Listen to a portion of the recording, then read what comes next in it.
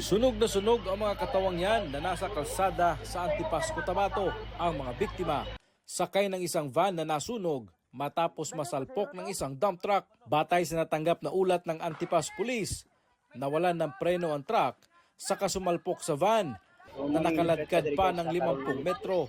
Doon na nagliyab ang van. Ayon sa hepe ng Antipas Police na si Captain Godofredo Tupas II, 17 na ang patay. Patuloy ang investigasyon. Nakahandusay na bangkay ng babae naman sa gilid ng boarding house ang bumulaga sa mga residente sa Cagayan de Oro City. May narinig din silang putok ng baril. Ang biktima, ang 37 taong gulang na landlady sa boarding house. Ayon sa anak ng biktima, pasado alas 6 ng gabi, may isang lalaki umanong nagtanong kung may bakanting kwarto. Ipatanaw po namin sa kwarto, bas maangayan niya. Yubanan niya sa taas. Niya, pag abot to dire, yubanan pa niya pagawas. Istorya pag daw sila, yan nila kuan daw. Isulod na rin si daddy. Niya pagkatod-tod din ni buto. Abi niya, unsara, wala ra si daddy. Unsara. Ang una ni gawas, ako manghod nga bae. Pag tanaw niya na nahigda diyan siya, daddy na namatay. Niya, sunod din to ako manghod nga laki. Pagawas niya dire, grabe niyang hilaka kay kuan daw. Si mami lagi daw. Ayon sa pulisya, tinangay din ng salarin ang cellphone ng biktima. Isa sa mga tinitingnang motibo ay ang personal na alitan. Meron na ring persons of interest ang pulisya. Isang lalaking 28 anyos ang nasawi matapos umanong manlaban sa mga pulis sa Lemery, Batangas.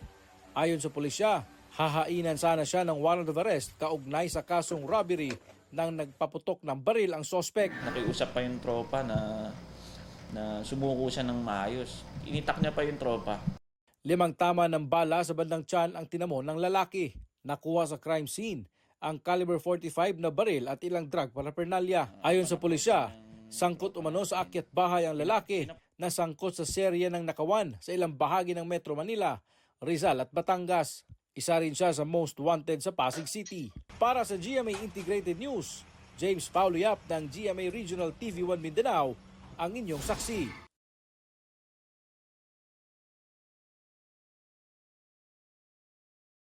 Isa na namang kaso ng karahasan laban sa mga hayop. 2 sityo ang pinutulan ng tenga sa Legazpi City sa Albay.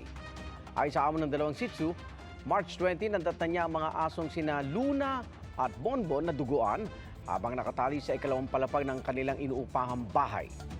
Isang tenga ang pinutol kay Luna habang parehong tenga naman ang pinutol kay Bonbon.